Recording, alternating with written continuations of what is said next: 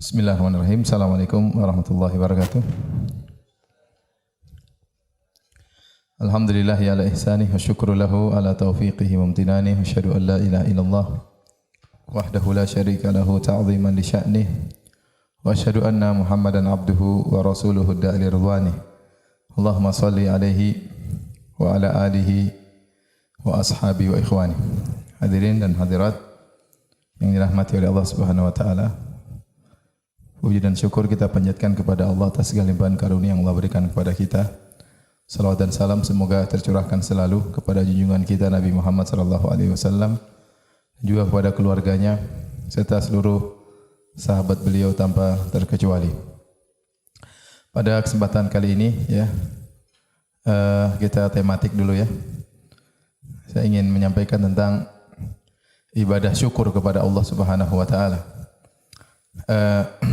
Di hadapan kita dalam kehidupan ini, kalau seorang mukmin antara sabar dan bersyukur. Kata Nabi sallallahu alaihi wasallam, "Ajaban li amril mu'min, inna amrahu kullahu khair." Sungguh menakjubkan perkara seorang mukmin. Sungguhnya perkaranya seluruhnya adalah baik. In asabahu asarra syakara fakana khairan lahum. Kalau dia ditimpa atau mendapatkan perkara-perkara yang menyenangkan, maka dia bersyukur, maka itu yang terbaik baginya. Wa in asabahu adharra sabar. Kalau dia ditimpa dengan kemudaratan, maka dia bersabar, fakana khairan lahum. Maka ini terbaik baginya, dia bersabar. Wa laisa dzalika illa lil mu'min, dan ini tidak dilakukan kecuali oleh seorang mukmin. Dan dalam menjalankan kehidupan kita, kalau kita enggak dapat kenikmatan, kita diuji oleh Allah Subhanahu wa taala. Dan di antara sikap sabar dan syukur, kita ada sikap ketiga, itu istighfar, bertobat. Kapan jika kita tidak bisa bersabar dengan seharusnya, atau kita tidak bisa bersyukur dengan seharusnya, maka kita beristighfar kepada Allah Subhanahu wa taala. Makanya seorang ulama berkata, unwanus sa'adah thalatha. Tanda-tanda kebahagiaan seorang ada tiga. Seorang hamba dikatakan berbahagia jika melakukan tiga perkara ini. In u'tiya syakara, kalau diberikan kenikmatan dia bersyukur. Wa in ibtuliya, kalau dia diuji bersabar. Wa idza adnaba istighfar, kalau dia berdosa maka dia beristighfar. Maka jadikanlah kegiatan kita berputar pada tiga hal ini. Kalau kita tidak sedang bersyukur, kita sedang bersabar. Kalau tidak bersabar, kita sedang beristighfar. Karena di depan kita cuma itu. Kita dituntut untuk bersyukur atau bersabar. Terkadang kita tidak mau bersyukur sebagaimana mestinya, maka kita istighfar. Terkadang kita tidak bisa bersabar sebagaimana mestinya, maka kita beristighfar. Inilah tanda kebahagiaan, ya, tanda-tanda kebahagiaan. Hadirin dan hadirat yang dirahmati oleh Allah Subhanahu wa taala. Begitu agungnya sabar dan syukur sampai para ulama mengatakan barang siapa menggabungkan di antara keduanya, maka sempurna imannya. Kata Imam Ibnu Qayyim rahimahullahu taala, al-iman nisfan. Iman itu terdiri atas dua bagian. Nisfus syukur wa nisfus sabar. Satu adalah syukur, satunya adalah sabar. Dan Allah menggabungkan keduanya dalam Al-Qur'an dalam banyak ayat. Kata Allah Subhanahu wa taala, "Inna fi dzalika laayatin likulli sabarin syakur." Sungguhnya pada yang demikian itu ada tanda-tanda kebesaran Allah bagi setiap orang yang pandai bersyukur dan pandai bersabar. Jika seorang mukmin telah menggabungkan keduanya, diberi kenikmatan dia pandai bersyukur, diuji dia pandai bersabar, maka telah sempurna imannya, telah sempurna imannya. Nah, begitu agungnya ya sabar dan syukur ya. Sampai para ulama khilaf mana yang lebih afdal, syukur atau sabar? Karena kebanyakan orang menyangka namanya ibadah adalah sabar ya. Orang sabar diuji, oh ini dia sedang beribadah. Ternyata bersyukur juga kepada Allah adalah ibadah yang agung. Sampai-sampai para ulama khilaf, manakah yang lebih afdal? Apakah miskin bersabar atau kaya bersyukur ya? Kaya bersyukur jawabannya. Saya ulangi, para ulama khilaf, mana yang lebih afdal? Apakah miskin bersabar atau kaya bersyukur? Yang benar bahwasanya yang paling bertakwa dialah yang paling afdal. Kesabarannya ataukah dia bertakwa dengan syukurnya? Siapa bersabar di antara keduanya, maka dia yang paling afdal di sisi Allah Subhanahu wa taala. Namun kenyataan yang ada, kebanyakan orang diuji dengan kemiskinan, dia bisa lulus ujian.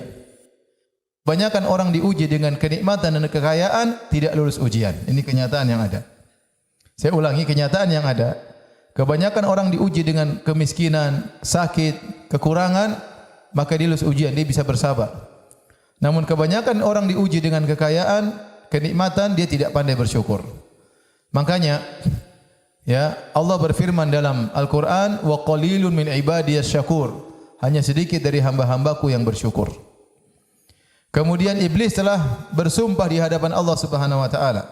Kata iblis, "Tsumma la'atiyannahum min baini aydihim wa min khalfihim wa an aymanihim wa an syama'ilihim wa la tajidu aktsarahum syakirin." Kata iblis, sungguh aku akan menggoda mereka dari depan mereka, dari belakang mereka, dari kanan mereka, dari kiri mereka, dari seluruh sisi aku akan goda mereka, dan engkau akan dapati ya Allah, ya Rabbku, sungguh benar-benar hanya sedikit dari mereka yang bersyukur.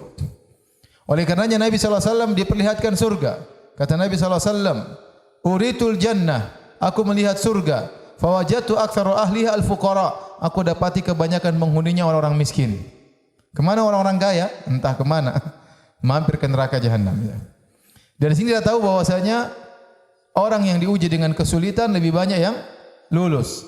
Dan kebanyakan orang diuji dengan kekayaan, ya, tidak lulus ujian. Jadilah mereka sombong, jadilah mereka angkuh, jadilah mereka meninggalkan ibadah kepada Allah Subhanahu wa taala. Maka saya bertanya lagi kepada ibu-ibu, ya, kalau disuruh pilih yang mana? Miskin bersabar atau kaya bersyukur? Kaya bersyukur. Ya sudahlah. Tidak berubah. Itu pun tidak bisa milih. Sama aja. Kita pun enggak bisa milih. Tapi maksud saya, apapun Allah uji kita, kita jalani. Makanya kata Umar bin Khattab radhiyallahu taala anhu, al-faqr wal ghina matiyatan, la ubali bi ayyihima arkabu. Kata Umar bin Khattab, miskin dan kaya adalah dua tunggangan, aku tidak peduli aku menunggang yang mana. Diuji dengan kemiskinan bersabar, diuji dengan kekayaan maka bersyukur. Dan terkadang seorang diuji dengan kedua-duanya. Diberi kekayaan dalam sisi lain, diberi ujian dengan keluarganya pada sisi yang lain, diberi ujian dengan anak-anaknya pada sisi yang lain, diberi ujian dengan orang tuanya terkadang sisi yang lain, ya. Terkadang kaya dari sisi lain, diberi ujian kesehatan dari sisi yang lain, dia sakit-sakitan. Maka seorang mukmin intinya berusaha dapat nikmat dia bersyukur, dapat ujian maka dia bersabar.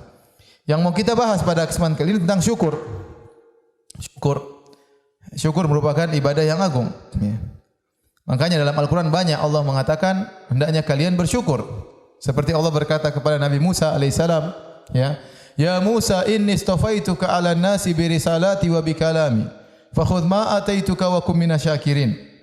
Wahai Musa, ya, sungguhnya aku telah memilih engkau di atas seluruh manusia dengan kau dijadikan rasul. Aku jadikan engkau sebagai seorang rasul dan aku berbicara dengan engkau secara langsung. Maka ambillah apa yang aku wahyukan kepada engkau, wa kum minasyakirin, dan jadilah orang yang bersyukur wahai Musa alaihissalam. Allah suruh Musa bersyukur, ya. Ya. Kemudian juga Allah berfirman, ya, bahwasanya manusia dikeluarkan dari perut ibunya, ya. Min butuni ummahatikum la ta'lamun, Allah akhrajakum min butuni ummahatikum la ta'lamuna syai'a. Allah keluarkan kalian dari perut ibu kalian dalam kondisi tidak tahu apa-apa. Wa ja'ala lakumus sam'a wal absara wal af'idah la'allakum tashkurun. Lalu Allah jadikan bagi kalian pendengaran, penglihatan, dan Allah berikan kepada kalian hati agar kalian bersyukur. Jadi nikmat pendengaran, nikmat penglihatan ini Allah jadikan buat kita agar kita pandai bersyukur. Jadi banyak dalam ayat-ayat Allah menyuruh seorang untuk bersyukur kepada Allah karena syukur itu adalah ibadah yang agung. Nah, bagaimana cara kita bersyukur kepada Allah Subhanahu wa taala? Para ulama menyebutkan bahwasanya syukur yang benar yaitu terpenuhi beberapa syarat. Yang pertama, seorang dikatakan dia bersyukur. Yang pertama yaitu dia mengakui bahwasanya kenikmatan yang dia rasakan benar-benar dari Allah Subhanahu wa taala. Benar-benar dari Allah Subhanahu wa taala. Dia mengakui dengan hatinya.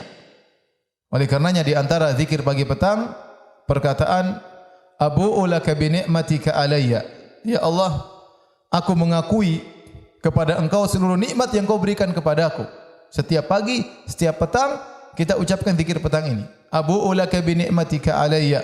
Aku mengakui nikmat yang Kau berikan kepadaku. Apa nikmat pagi hari kita dapatin banyak sekali. Nikmat di petang hari kita dapatkan banyak sekali.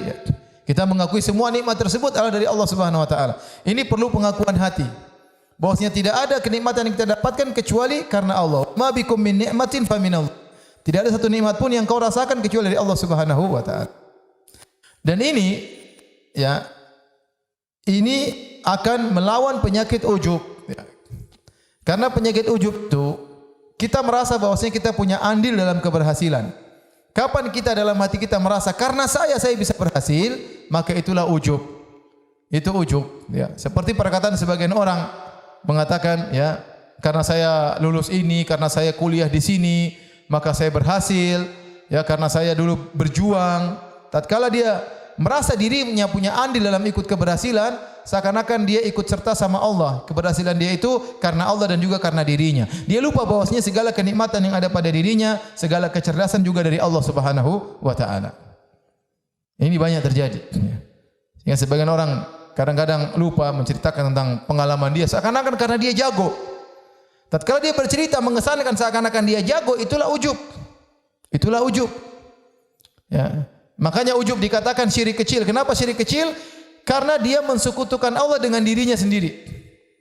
Dia merasa keberhasilan yang dia dapatkan itu karena Allah dan juga karena kemampuannya.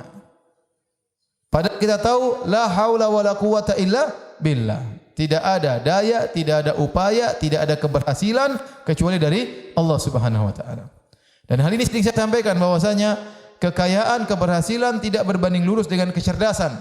Betapa banyak orang cerdas dia tidak berhasil.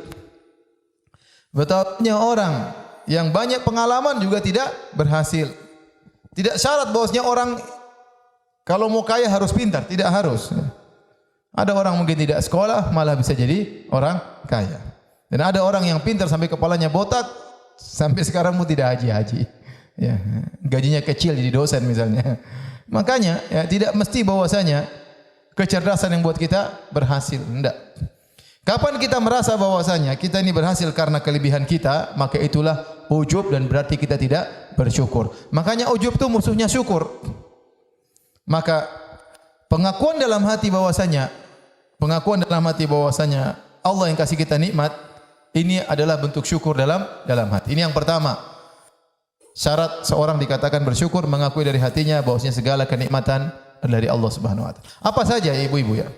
Dapat kenikmatan misalnya ada punya rumah, alhamdulillah ini dari Allah Subhanahu wa taala. Hadza min fadli rabbi. Sebagaimana perkataan Nabi Sulaiman, hadza min fadli rabbi. Liyabluwani akfuru am ashkur. Ini adalah karunia dari Allah untuk mengujiku apakah aku bersyukur atau aku ingkari nikmat dari Allah Subhanahu wa taala. Kita bisa beli mobil, hadza min fadli rabbi. Ini dari karunia Allah Subhanahu wa taala. Kita punya pengajian, kita punya ilmu, hadza min fadli rabbi. Kita punya keluarga, kita punya istri, kita punya suami, kita punya anak-anak, semua dari Allah Subhanahu wa taala. Dengan demikian kita tidak ujub sama sekali. Ya, orang kalau ujub kelihatan dia cara ngomongnya. Oh, saya memang iya. Jadi gitu, cara ngomongnya kelihatan. Oh, kalau saya aduh, itu biasanya ujub. Dia merasa dia berhasil karena dirinya. Dia merasa dia berhasil karena dirinya. Ya, sebenarnya orang mengatakan saya berhasil karena saya banyak pengalaman. Kita bilang banyak orang punya pengalaman enggak kaya-kaya. Pengalaman jadi orang miskin terus ya. Dari satu perusahaan pindah ke perusahaan yang lain miskin terus, pengalamannya banyak padahal. Tapi tidak kaya-kaya. Ya. Ada orang merasa berhasil karena kecerdasannya, banyak orang lebih cerdas daripada kita, tidak punya harta.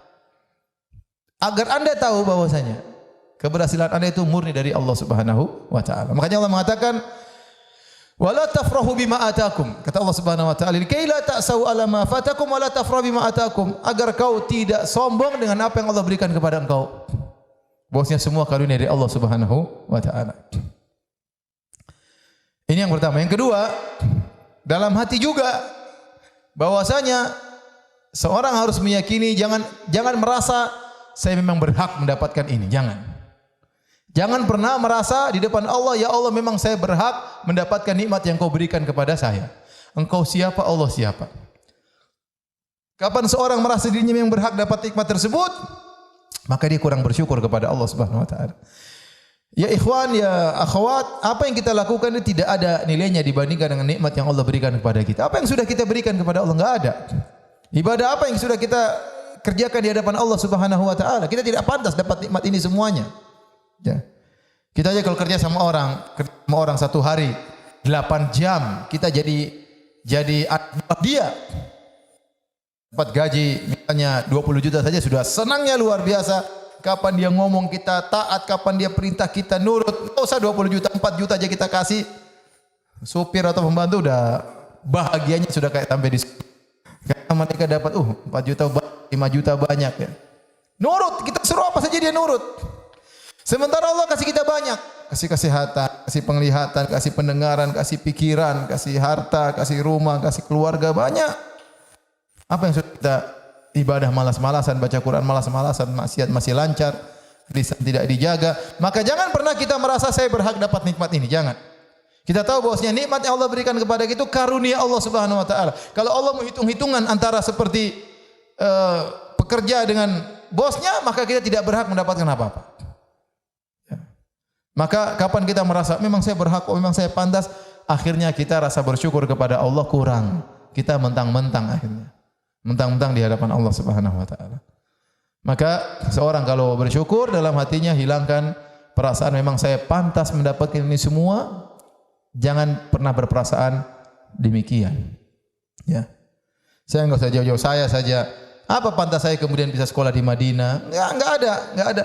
Dulu saya cuma di Papua, sekolah SD, SMP, SMA, nakal juga pernah diskors juga dari sekolah. Kemudian tahu-tahu bisa ke Madinah, bisa S1, S2, kemudian kalau pantas-pantasan masih banyak yang lebih pantas daripada saya. Masih banyak orang dari kecil sudah baik dari kecil sampai besar. Ya. Oleh karenanya jangan pernah kita merasa memang saya pantas dapat nikmat, enggak ada. Allah memang baik sama kita. Tapi kita jangan pernah merasa saya memang pantas mendapat ini semua. Apa yang Allah berikan kepada kita lebih daripada yang seharusnya.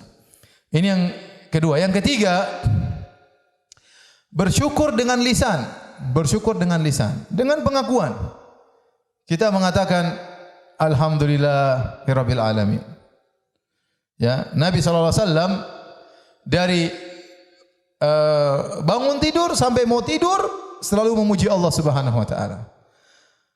Apa doa bangun tidur ibu-ibu? Alhamdulillahilladzi ahyana ba'dama amatana wa ilaihin nusyur. Alhamdulillah, hafal ya.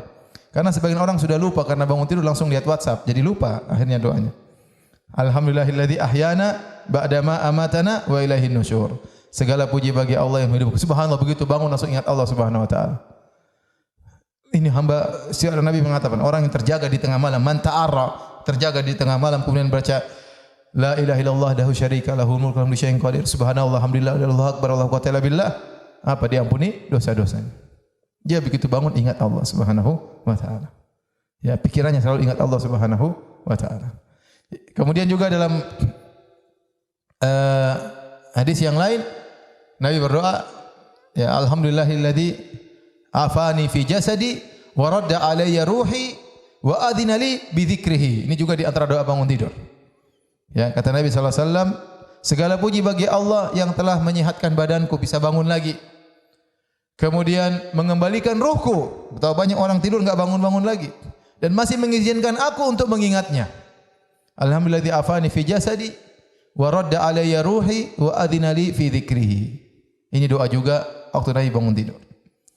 Sampai Nabi mau tidur, Nabi juga berdoa, alhamdulilladzi ya alhamdulilladzi at'amana wa saqana wa kafana wa awana ya wa kam mimman la mu'wilahu wa la kafi. Kata Nabi sallallahu alaihi wasallam, segala puji bagi Allah yang telah memberi makan kepada kami, telah memberi minum kepada kami, wa kafana telah mencukupkan kami, wa awana dan telah mengayomi kami. Betapa banyak orang yang tidak mendapatkan kecukupan dan tidak mendapatkan pengayoman. Sebelum tidur Nabi mengucapkan pujian kepada Allah Subhanahu wa taala. Kemudian juga di antara kita boleh berzikir subhanallah 33 kali, alhamdulillah 33 kali, Allahu Akbar 34 kali kalau kita mau tidur. Ya. Nabi SAW ya kemana-mana memuji Allah Subhanahu Wa Taala, di antaranya alhamdulillah ala kulli hal. Jadi seorang biasakan dirinya dapat kenikmatan apapun, dia mengucapkan apa? Alhamdulillah. Dalam hadis Inna Allah la yarda li 'abdihi idza akala aklata fayahmadallah 'alaiha. Allah ridho kepada seorang hamba jika dia makan satu makanan maka dia puji Allah Subhanahu wa taala. Wa idza syariba syarba, kalau dia minum minuman dia mengucapkan apa? Alhamdulillah. Minimal kalau kita makan alhamdulillah. Minum kita bilang apa? Alhamdulillah. Contoh ya, saya haus misalnya. Bismillah.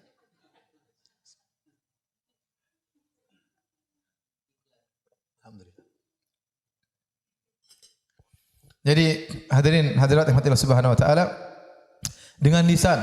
Makanya saya bilang kita kalau habis salat nikmati itu. Jangan buru-buru berdiri.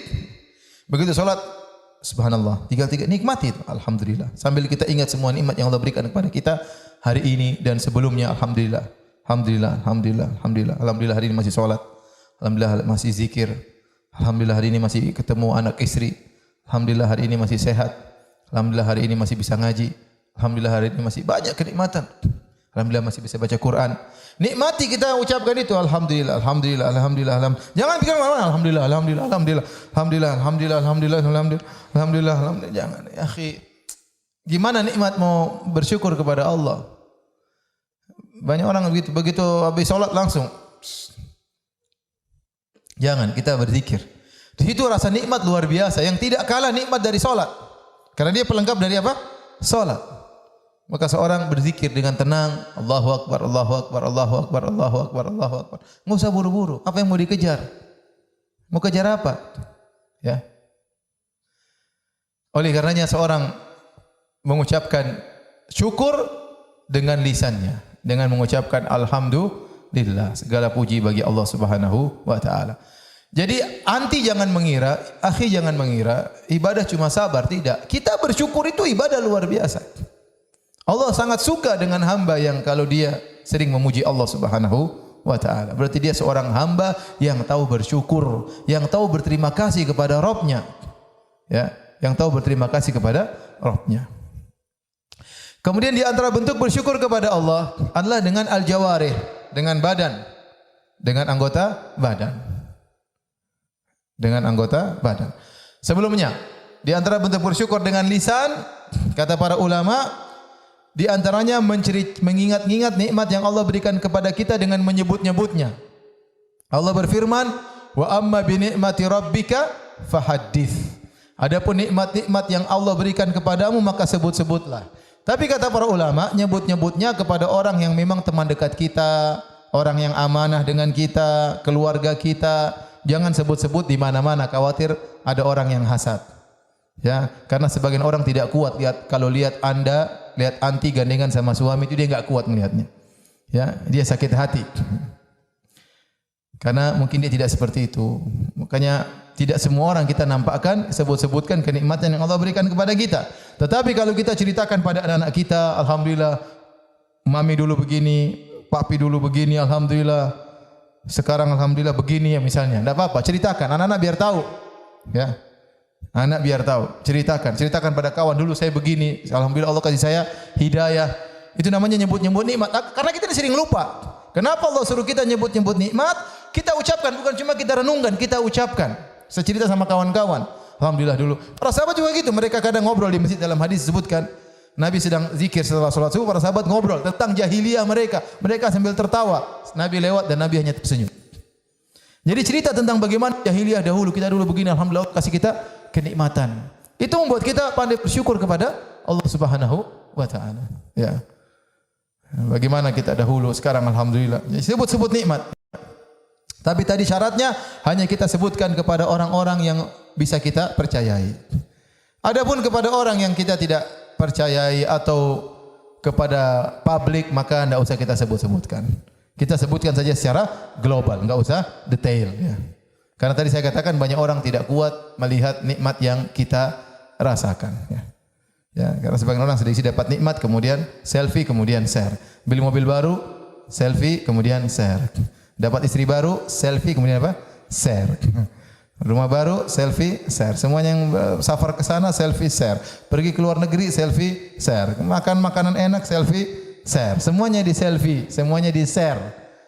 Kasihan orang yang ngelihatnya. Kasihan orang yang ngelihatnya. Ya. Banyak orang miskin enggak punya apa-apa. Ya. Maka tidak perlu kita ceritakan nikmat yang kita rasakan kepada setiap orang. Kemudian syaratnya kita menceritakan nikmat tersebut bukan untuk sombong dan untuk angkuh, tapi untuk tawadhu di hadapan Allah Subhanahu wa taala. Karena cara kita menceritakan nikmat, sebut nikmat itu ada dua. Ada orang yang cerita-cerita kebaikan yang dia dapatkan dengan sombong, ada. Oh saya alhamdulillah, tapi sombong cara ngomongnya. Saya punya rumah, saya punya mobil, saya punya ini, saya punya anu, ya. Saya baru alhamdulillah tas baru. Suami saya belikan saya tas baru, suami saya belikan saya sepatu baru. Tapi cara ngomongnya kelihatan pamer. Kelihatan dia pamer. Nah, kalau dia cerita-cerita kenikmatan yang didapatkan dengan posisi pamer, dia berdosa berarti. Tapi maksudnya dia ceritakan nikmat tersebut, yang dimaksud wa amma bi ni'mati rabbika fahadits. Adapun nikmat-nikmat Rabbmu maka sebut-sebutkan, artinya kau sebutkan dengan tawadhu. Alhamdulillah, ya alhamdulillah, kemarin alhamdulillah saya dibelikan ini, alhamdulillah. Syukur banget sama Allah Subhanahu wa taala. Misalnya, tawadhu di hadapan Allah bahwasanya semua yang kau dapatkan nikmat dari Allah Subhanahu wa taala. Ya. Alhamdulillah dapat begini, alhamdulillah. Jadi kita cerita kepada sebagian orang tertentu yang kita tahu dia baik sama kita, dan kita pun ceritakan dalam kondisi kita tawadhu, bukan untuk sombong dan angkuh. Karena menyebut-nyebut kebaikan terkadang itu dalam kondisi sombong, pamer dan angkuh. Ini cara bersyukur dengan lisan. Yang ketiga, cara bersyukur dengan jawarih, dengan anggota tubuh. Al jawarihu maksudnya anggota tubuh. Secara umum,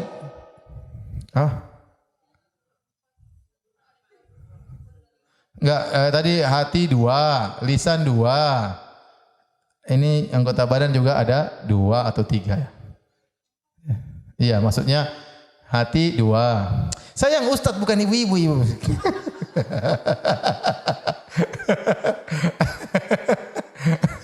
Saya kasih tahu ya. Tadi saya ngomong dengan hati dua cara. Pertama mengakui, kedua tidak merasa berhak, ya kan? Itu hitung aja satu, ya. Atau hitung dua terserah, enggak apa-apa.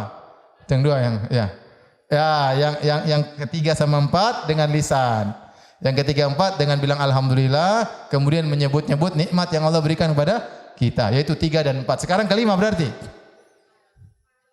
5, sekarang kelima. Terserah ibu mau kasih nomor berapa terserah ya. Terserah, saya enggak larang mau kasih nomor 3, nomor 5, bebas ya. Bebas ya, enggak apa-apa. Bebas ya. Ibu biasanya kan detail, enggak apa-apa kasih nomor. Yang kelima atau yang keempat versi ibu-ibu. Yang kelima ya, yang kelima. Dengan anggota tubuh, bersyukur kepada Allah dengan anggota tubuh. Yang pertama caranya adalah dengan beribadah yang banyak. Sebagai bukti kita tunduk kepada Tuhan, bersyukur kita beribadah. Kalau ada pembantu atau supir kita kasih duit, dia akan nurutnya luar biasa. Mau suruh kita nyetir berapa jam pun dia mau. Kenapa? Gajinya oke. Pembantu, ya, kita kasih bonus saja 500.000, senangnya luar biasa. Kerja sana kerja sini siap setiap saat, siap. Ya. Padahal cuma dikasih tambah berapa? 500.000. Dia tahu bersyukur kepada majikan. Dia pandai bersyukur kepada majikan. Makanya apa kata Allah kepada Nabi Sulaiman setelah Allah berikan banyak kenikmatan? Kata Allah, "I'malu ala Dawud syukran."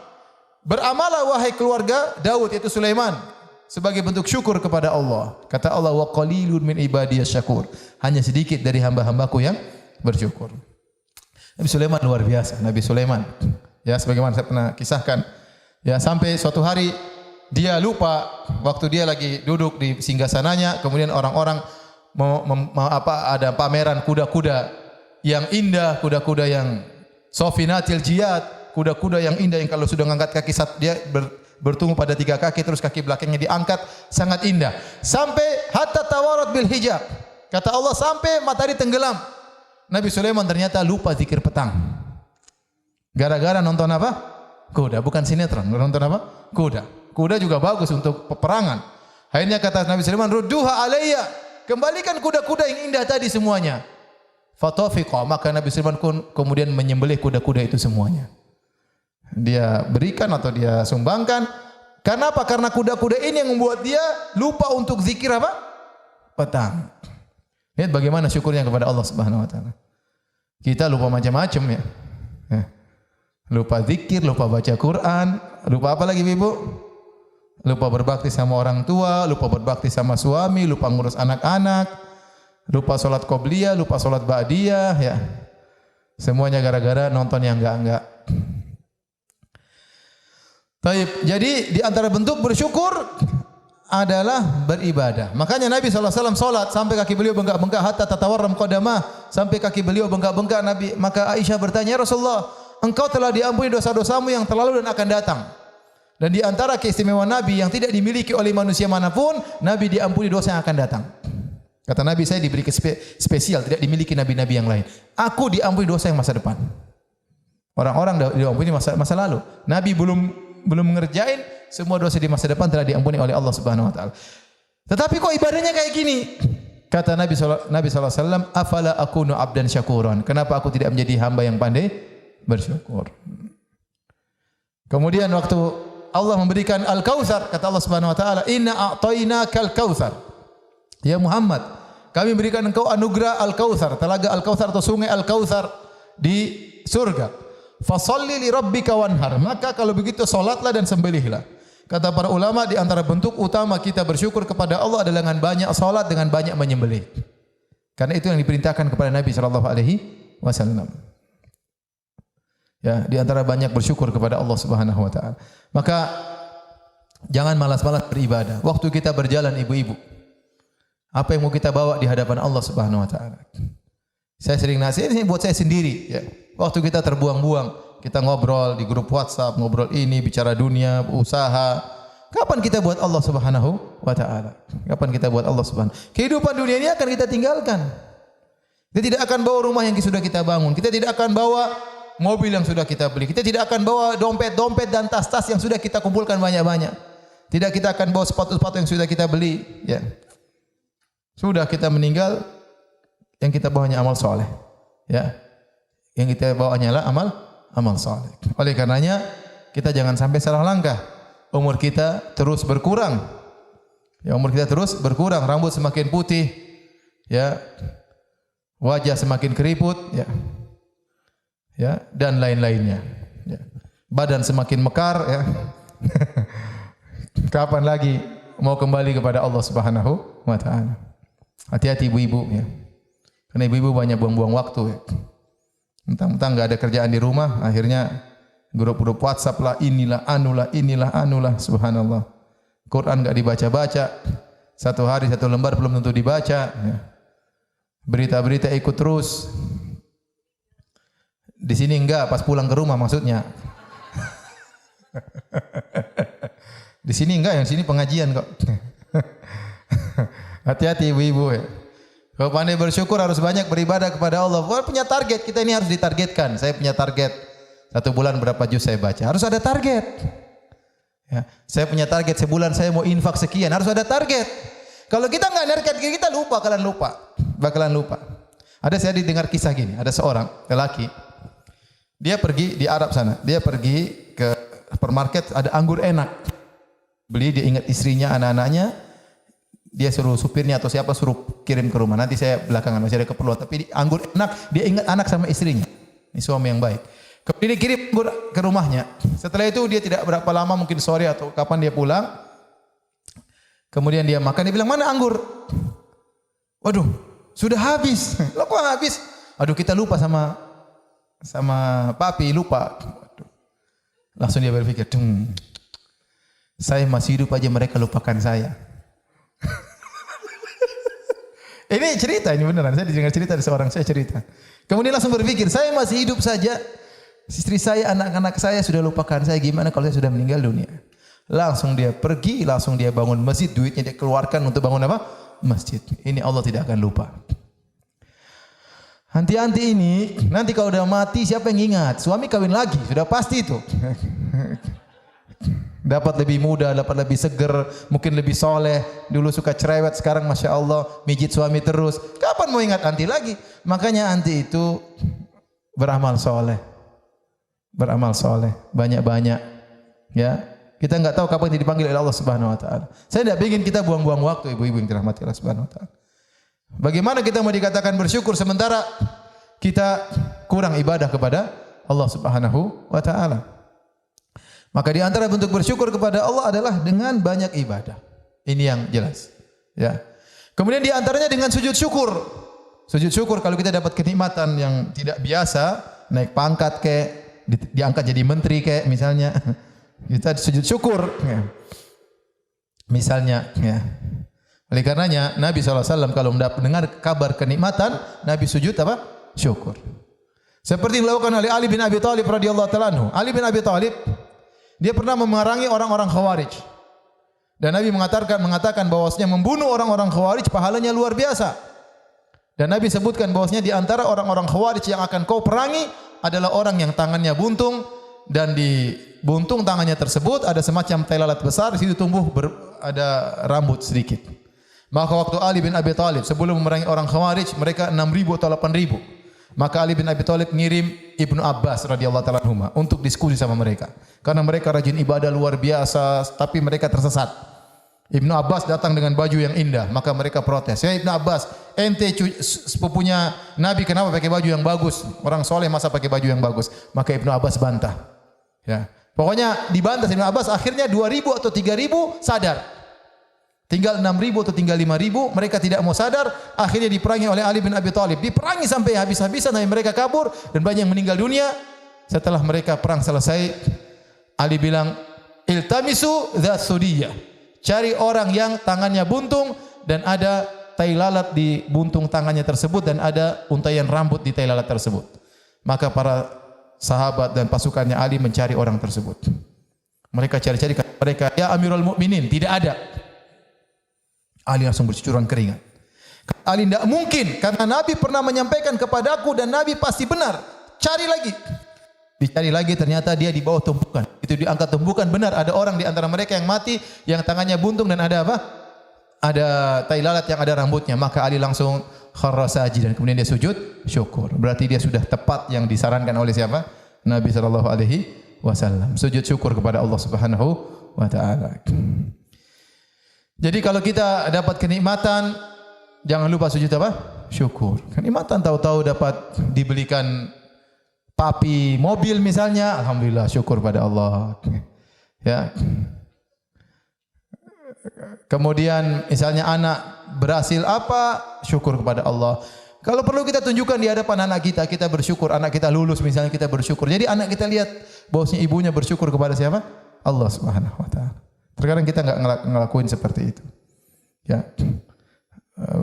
Kita lulus, betapa sering saya lihat teman-teman kalau di sidang pas ambil gelar S2 atau S3 begitu dibilang lulus, langsung sujud syukur di tempat persidangan. Langsung sujud syukur ya. Oleh karenanya ini adalah salah satu bentuk kita bersyukur kepada Allah dengan sujud syukur. Kemudian di antara bentuk kita bersyukur kepada Allah Subhanahu wa taala dengan anggota tubuh kita adalah dengan menjaganya agar tidak dilakukan untuk maksiat. Ya, karena penglihatan kita, pendengaran kita itu ujian. Kata Allah Subhanahu wa taala, "Inna khalaqnal insana min nutfatin amsyajin nabtalihi faja'alnahu samian basira." Kami ciptakan manusia dari air mani yang tercampur dengan sel telur, sel ovum. Untuk mengujinya, maka kami jadikan dia mendengar dan melihat. Dari sini kita tahu bahwasanya anggota tubuh kita ini adalah diuji. Kita mendengar, pendengaran kita diuji. Kita melihat, penglihatan kita diuji. Maka jangan kita gunakan apa yang Allah berikan kepada kita berupa kenikmatan untuk bermaksiat kepada Allah Subhanahu wa taala. Oleh karenanya waktu Nabi, di antara hal yang kita mau, kalau kita mau maksiat, aduh, Allah sudah kasih nikmat begitu banyak, Allah sudah kasih rumah, Allah sudah kasih istri, Allah kasih anak. Kenapa saya masih bermaksiat? Ya. Makanya waktu Nabi Yusuf alaihissalam waktu dirayu oleh Zulaikha, kata Zulaikha, "Hai talak wahai Yusuf, marilah berzina." Kata Nabi Yusuf alaihissalam, "Innahu rabbi ahsana maswaya." Bagaimana saya mau berzina dengan anti sementara Tuhanku sangat baik kepadaku. Ya. Ada yang mengartikan maksudnya majikanmu, suamimu itu baik sama saya, bagaimana saya berkhianat kemudian saya ganggu istrinya? Atau Allah sangat baik kepadaku, bagaimana saya mau bermaksiat sementara semua nikmat yang berikan siapa? Allah Subhanahu wa taala. Innahu la yuflihul zalimun. Sungguhnya tidak beruntung orang-orang yang berbuat zalim. Oleh karenanya seorang tatkala mau bermaksiat dia ingat dia sedang bermaksiat kepada Rabb yang sangat baik kepadanya. Yang sewaktu-waktu Allah bisa cabut nikmat tersebut darinya. Saat kapan saja Allah bisa cabut kesehatannya. Kapan saja Allah bisa cabut kebahagiaannya. Kapan saja Allah bisa cabut kecerdasannya. Kapan saja Allah bisa tarik kenikmatan yang ada pada dirinya. Ya. Oleh karena seorang tatkala bersyukur dengan anggota badan jangan dia gunakan untuk bermaksiat. Ya. Jangan dia bersyukur dengan goyang-goyang kepala, dengan dangdutan, jangan. Ya. Dengan mendengar musik, ya, musik reggae, ya. Musik marege dan yang lainnya. Sayang, ya. Oleh karenanya kita harus saling mengingatkan, kita sekarang hidup di zaman fitnah. Ya, di zaman fitnah suami istri harus saling tolong menolong. Dalam hal ini terkadang istri lupa dia bermaksiat, terkadang suami lupa dia bermaksiat. Harus saling mengingatkan suami dan istri. Siapa lagi teman dekat kita? Orang lain tidak tahu aib kita tapi istri kita tahu. Orang lain tidak tahu aib kita tapi suami kita tahu. Maka harus saling nasihati. Jangan kerja sama, Mas, kita ke bioskop. Rame-rame yang mumpung Ustaz tidak tahu. Kemarin ada orang main ke rumah, ikhwan sama akhwat main ke rumah. Dia bawa anaknya. Anaknya main, terus anaknya bilang, "Abi ke bioskop yuk." Saya pura-pura tidak dengar. Cuma dibongkar sama anaknya. Ya sudah, namanya orang punya kekurangan itu, yang penting kan tidak di depan saya. Tapi maksud saya begitulah, kita jangan kerjasama dalam apa? Maksiat. Kerjasama sama istri nonton sinetron, kerjasama sama suami nonton, jangan. Kita ini lemah iman kita. Kalaupun kita sudah maksiat kita harus saling ya kita istighfar sama Allah, kita ini salah hari ini. Ya.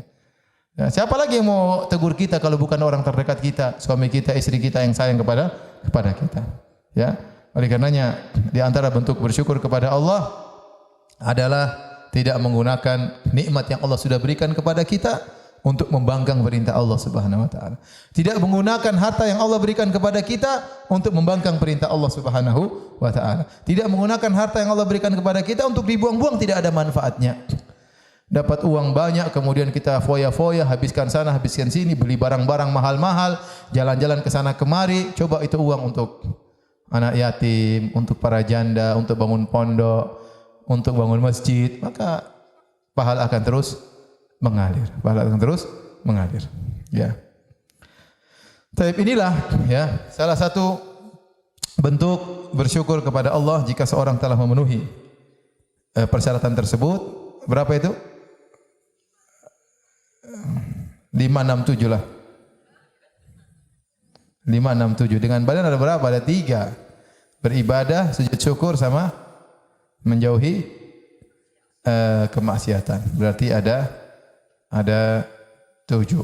Nah, bagaimana dengan orang yang bersyukur? Kalau orang bersyukur, ya, maka dia tidak akan diadab oleh Allah Subhanahu wa taala. Faedah orang bersyukur tidak akan diadab oleh Allah. Allah mengatakan, "Ma yaf'alullahu bi'adzabikum in syakartum aw amantum." Saya carikan ayatnya.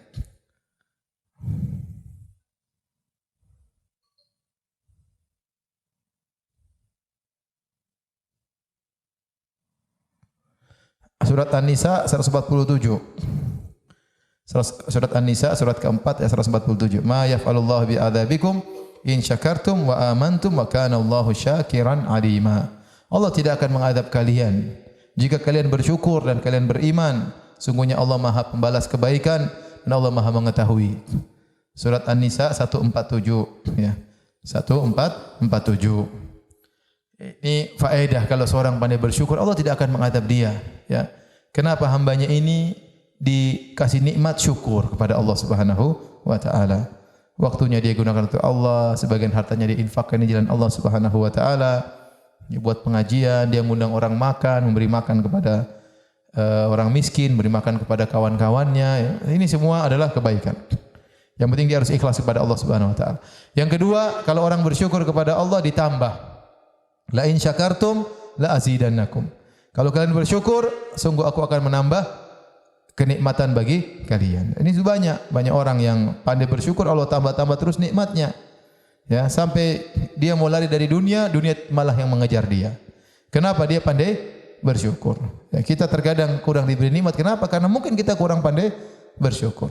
Kenapa kebahagiaan kita dicabut? Mungkin karena kita kurang bersyukur. Maka kita harus banyak bersyukur agar kenikmatan kita terus ditambah oleh Allah Subhanahu wa taala. Dan ingat, kalau kita bersyukur itu bukan untuk Allah, untuk kita sendiri. Makanya kata Luqman kepada putranya, "Wa may yashkur fa innama yashkur li nafsihi." Barang siapa yang bersyukur, maka dia bersyukur untuk dirinya. Kenapa? Karena pada hakikatnya Allah menyuruh kita beribadah, tapi Allah tidak butuh dengan ibadah kita. Allah tidak pernah butuh dengan salat kita, Allah tidak pernah butuh dengan sedekah kita, Allah tidak pernah butuh dengan puasa kita. Kalau kita bersedekah, Allah kasih kita tambah harta. Ya, kalau kita bersyukur, Allah tambahkan nikmat kepada kita. Makanya dalam hadis qudsi kata Allah Subhanahu wa taala, "Ya ibna ya ibadi law anna awwalakum wa akhirakum wa insakum wa jinnakum kanu ala atqa qalbi rajulin wahidin minkum ma zada fi mulki syai'a." Wahai hamba-hambaku, kalau kalian seluruhnya dari awal sampai akhir, jin dan manusia, semuanya hatinya seperti hati Muhammad, hati orang yang paling bertakwa seperti Muhammad sallallahu alaihi wasallam, tidak akan menambah kekayaanku sama sekali. Allah tidak butuh dengan jangan kita merasa mentang-mentang di hadapan Allah. Ya Allah, saya kan sudah puasa. Ya Allah, tidak ada seperti itu untuk kamu sendiri. Kalau kamu beribadah, bersyukur, Allah kasih tambahan kepada engkau. Wala in kafartum, kalau kau kufur ingkar, inna adzabi lasyadid, maka adabku sangat pedih. Maka seorang tatkala dia ingin menjaga kenikmatan yang Allah berikan kepada dia dengan cara bersyukur. Kata seorang penyair, in kunta fi ni'matin far'aha. Ya. Kalau kau berada di atas kenikmatan, maka jagalah kenikmatan tersebut. Fa inna dzunuba tudhhibun ni'am, karena sungguhnya fa idza kunta fi ni'matin far'aha fa inna dzunuba tudhhibun ni'am. Kalau kau berada di atas kenikmatan, maka jagalah, sungguhnya maksiat itu menghilangkan kenikmatan. Jadi kalau kita sudah diberi kenikmatan sama Allah, diberi harta, jaganya bagaimana? Dengan kita bersedekah, dengan kita beribadah, dengan kita nyambung silaturahmi. Sudah, itu cara menjaga kenikmatan terus dijaga oleh Allah Subhanahu wa taala. Dengan kita memberi bantuan kepada fakir miskin, jangan lupa kita cari informasi tentang orang-orang yang susah, kita datang sendiri berikan kepada dia, ya. Kita ketuk pintu rumahnya. Maka kata para sebagian ulama mengatakan, bukanlah orang yang karim, yang sangat mulia, yang orang datang mengetuk pintunya, tetapi orang yang sangat mulia adalah orang yang datang mengetuk pintu orang miskin. Dia cari orang miskin untuk dia kasihkan. Dan banyak orang miskin sekitar kita. Di sekitar kita, di kampung kita, di mana-mana kita tahu dia susah, kita datang, kemudian dengan penuh penghargaan kita kasih sama dia. Justru kalau kita kasih bantuan kepada dia, kita yang pertama bahagia. Kenapa? Kita beri kebahagiaan kepada dia, sebelum dia bahagia kita sudah bahagia terlebih dahulu, karena kebahagiaan dari siapa? Dari Allah Subhanahu wa taala. Demikian saja yang dirahmati Allah Subhanahu wa taala. Kalau ada yang bertanya, saya persilakan. Wallahu taala alam bisawab.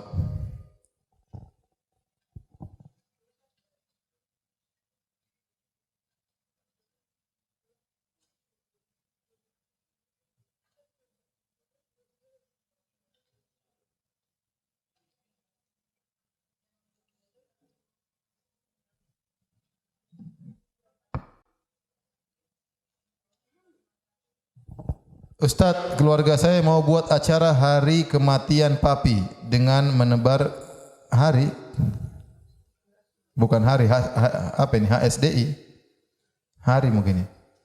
Hari kematian papi dengan menebar kembang di laut. Semua keluarga dari luar kota hadir. Bolehkah saya bergabung pada acara tersebut dengan niat untuk silaturahmi dengan saudara jauh dan saya hanya duduk di bot tanpa melakukan ritual apa-apa? Mohon nasihat Ustaz, apakah termasuk syirik besar? Ini bukan syirik, ini sekedar bid'ah yang tidak ada apa? Contohnya. Ya, tidak ada faedahnya seorang menebar bunga di mana? Di laut. Ngapain juga nebar bunga di laut? Kecuali menjadi syirik kalau ada keyakinan kalau nebar di laut berarti ada ruh begini-begini, baru namanya syirik. Tapi hukum asalnya tidak syirik, hanya sekedar keyakinan yang salah. Ya, bid'ah tidak pernah dicontohkan oleh Nabi sallallahu alaihi wasallam. Saya rasa tidak perlu hadir. Kalau mau hadir di acara sebelumnya, misalnya mereka lagi kumpul di hotel atau di mana, datang ketemu. Adapun kita hadir di situ, ya saya rasa tidak benar. Ya kalau ada yang bertanya justru kesempatan kita jelaskan. Saya rasa ini tidak ada acara begini. Islam tidak mengajarkan demikian, tidak ada masalah. Ya ukhti, kita hidup sekali. Memang berat, tapi ya kita harus jelaskan. Mereka anti sudah aneh-aneh, ya sudahlah. Mereka cap kita, ya sudahlah. Tapi sampaikan dengan cara yang baik. Sampaikan dengan cara yang baik. Ya, adapun kita hadir di situ, nunggu di bot, kemudian orang melakukan ritual yang tidak benar. Khawatirnya mereka punya keyakinan tertentu malah jadi syirik. Kalau tanpa keyakinan adalah bid'ah, tapi kalau punya keyakinan tertentu, bahwasanya dengan ini seperti ini, maka saya khawatir ada hal-hal di balik itu.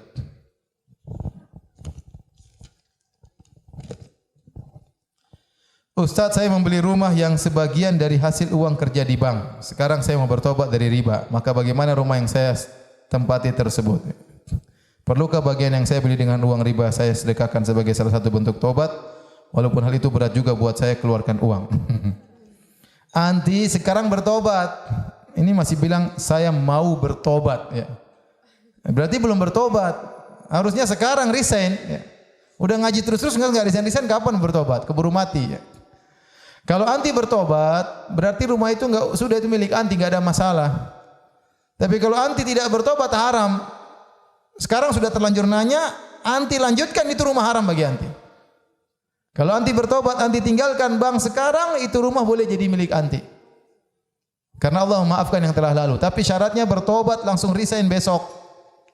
Tidak ada tunda-tunda. Kata Allah, "Faman ja'ahu mau'izatun min rabbih fantaha." Barang siapa yang telah datang kepadanya peringatan, maka dia berhenti, falahu ma salaf. Maka baginya yang telah lalu, Allah maafkan. Wa amruhu ila Allah, dan urusannya kepada Allah Subhanahu wa taala. Wa man ada, barang siapa yang kembali maka dia penghuni neraka jahanam. Nah, anti sudah bertanya, saya sudah jawab, berarti telah sampai peringatan dari Allah Subhanahu wa taala, maka wajib untuk resign besok. Ustaz belum bisa, pokoknya usaha gimana caranya. Ada orang, saya mau tobat nanti, sebentar lagi suami saya mau tobat, tunggu pensiun, namanya enggak tobat namanya itu. Itu memang dikeluarkan dari bank karena memang sudah waktunya selesai. Orang pensiun ya tobat ya dia berhenti. Kalau itu memang konvensional, itu bank riba, dia berhenti. Hidup cuma sekali. Alhamdulillah kita masih bisa makan, tidak harus makan. Uang banyak juga ngapain maksudnya? Sekarang waktu ada kata Nabi sallallahu alaihi wasallam, yaqulu ibnu Adam, anak Adam berkata, mali mali, hartaku hartaku. Maka dikatakan kepadanya, apa hartamu? Hartamu yang kau makan, hartamu yang kau pakai, hartamu yang kau sedekahkan. Itu selain itu bukan hartamu. Harta saya apa yang saya pakai? Baju ini harta saya pakai manfaat. Saya makan yang paling satu piring selesai atau dua piring terkadang. Sudah selesai. Terus selain itu apa? Mobil yang saya naiki, selain itu semuanya bukan harta saya. Kalau saya meninggal, ambil oleh warisan saya. Sudah selesai, ahli waris. Terus kalau kita punya harta banyak-banyak juga, sama aja makannya juga satu piring. Kadang diet makan sedikit-sedikit sama saja. Semua apa? Mobil 5 juga yang dipakai cuma satu. Mau rumah mewah juga tempat tidur ya cuma satu kamar sudah selesai. Memang mau tidur hari ini di sini, besok ke kamar ini, besok kan enggak. Maksud saya sudahlah, kalau sudah punya rumah sudah bertobat. Alhamdulillah sudah dapat pengajian, bertobat, jangan tunda-tunda lagi. Ya, khawatir nanti hati ditutup oleh Allah Subhanahu wa taala. Kalau bertobat sekarang rumah jadi milik, enggak apa-apa, enggak usah disedekahkan. Enggak ada masalah. Kata para ulama yang telah lalu maka tidak mengapa. Bolehkah pakai parfum yang ada kandungan alkohol untuk sholat? Tidak jadi masalah. Ya, tidak jadi masalah. Yang tidak boleh parfum yang mengandung alkohol kemudian diminum, itu yang tidak boleh. Kalau hanya di badan tidak ada masalah. Baik, ada lagi yang bertanya?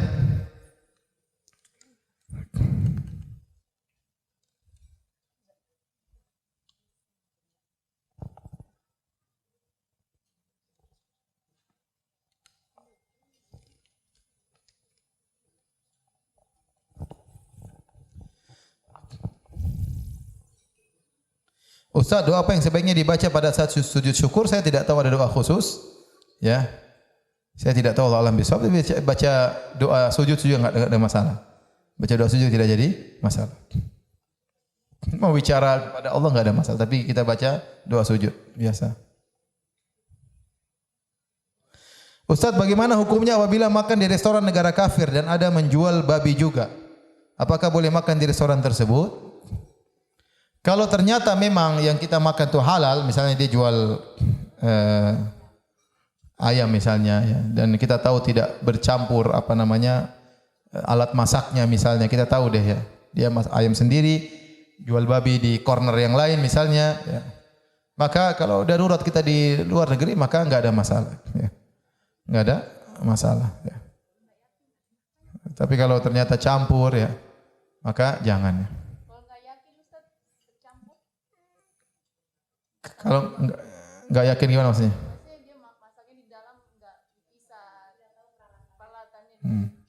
Kalau ragu memang sebaiknya ditinggalkan. Tapi saya tidak bisa mengatakan haram ya. Kalau kita berusaha lihat zahirnya bagaimana? Cornernya beda atau tidak ya? Cornernya beda atau tidak? Kalau enggak bawa ikan asin dari rumah. Lebih selamat ya. Bawa ikan asin. Tinggal beli nasi, makan ikan asin. Alhamdulillah enak. Tapi ada lagi yang bertanya? Ya, silakan.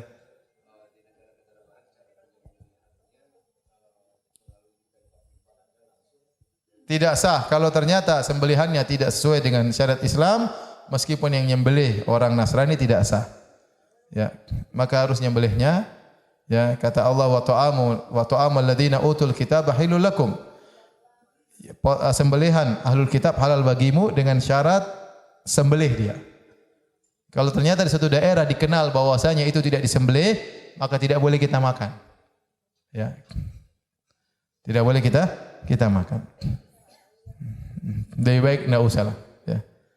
Lebih baik enggak usah. Ya. Saya bukan ahlinya.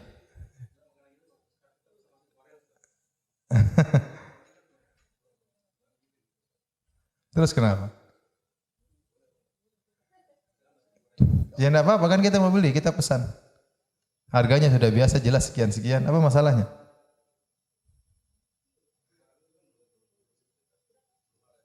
Kenapa? Ya kan dia akan bikin. Dia akan bikin. Nanti kita belikan sama orang yang sudah bikin kan? Dia mau bikin kan? Ya sudah enggak apa pesan. Itu namanya pesan. Jangankan nasi goreng rumah saja kita beli belum ada barangnya enggak apa-apa. Namanya bai'ul istina, yaitu kita memesan. Atau baju, kita beli baju barangnya enggak ada.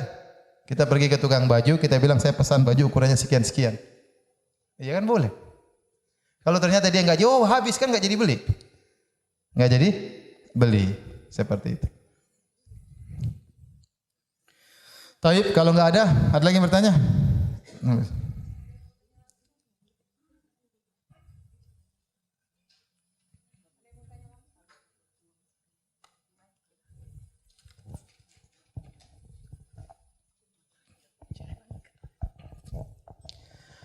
Ustaz, apa yang harus saya lakukan? Orang tua kesulitan ekonomi, berhutang kepada bank karena bank. Suami membantu menutup hutang, tapi tidak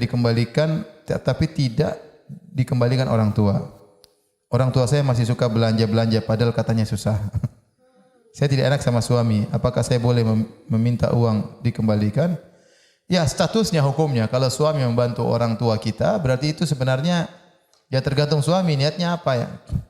Kalau niatnya sekedar mengutangi berarti harus dibayar.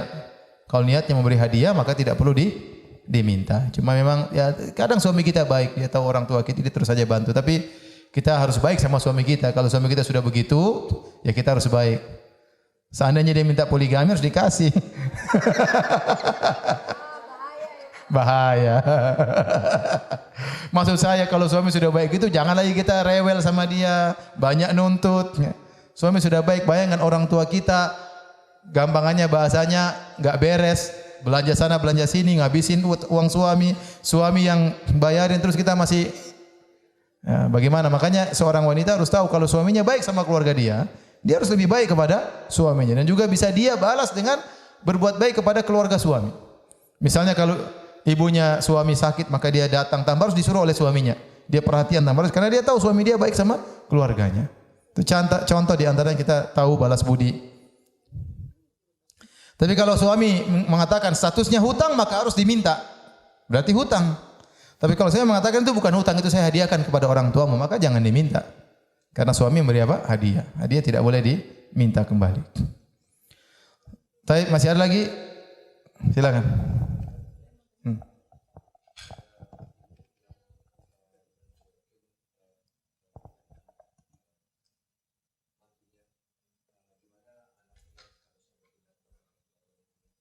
Maksudnya ibu mertua?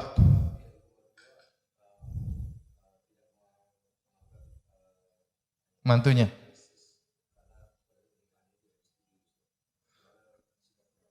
Oh, maksudnya ibu mertua tidak setuju dengan mantunya karena dianggap mantunya ini menikah tanpa persetujuan ibunya. Ya sabar aja, berbuat baik. Kita berbuat baik, intinya kan sebagaimana perkataan seorang penyair, ahsin ilan nasi tastabid qulubahum. Berbuat baiklah kepada orang, orang akan berbuat baik kepadamu. Kita ngambil hati orang dengan berbuat baik. Dia ngomel-ngomel apa yang penting kita kalau punya rezeki kita kasih hadiah, punya rezeki kita belikan emas sama ibu mertua, ya punya rezeki kita kirim makanan, GoFood misalnya ya. Misalnya. Jadi kita sering berbuat baik, lama-lama dia lulus sambil berdoa kepada Allah Subhanahu wa taala. Ya. Jadi kalau kita memang enggak punya apa-apa untuk kita berikan kepada mertua, ya sudah, sabar. Itulah ujian hidup. Tapi kalau kita bisa punya sesuatu untuk kita berikan kepada ibu mertua untuk meluluhkan hatinya, maka lakukan. Maka lakukan. Bagaimana Nabi sallallahu alaihi wasallam memberikan banyak pemberian kepada orang-orang yang benci kepada Nabi sallallahu alaihi wasallam. Karena hadiah itu punya pengaruh. Dia bisa meluluhkan hati yang benci kepada kita. Makanya kalau ibu-ibu misalnya suaminya suka marah-marah, kasih hadiah banyak sama suami. Insyaallah dia luluh hatinya ya. Tapi masih ada yang bertanya ibu-ibu? Kalau tidak ada, alhamdulillah. Sampai di sini aja kajian kita. Semoga ibu menjadi istri-istri yang solehah, dipertemukan sama suaminya di surga kelak. Amin ya rabbal alamin. Subhanakallah bihamdik asyhadu an la ilaha illa anta astaghfiruka wa atubu ilaik. Assalamualaikum warahmatullahi wabarakatuh.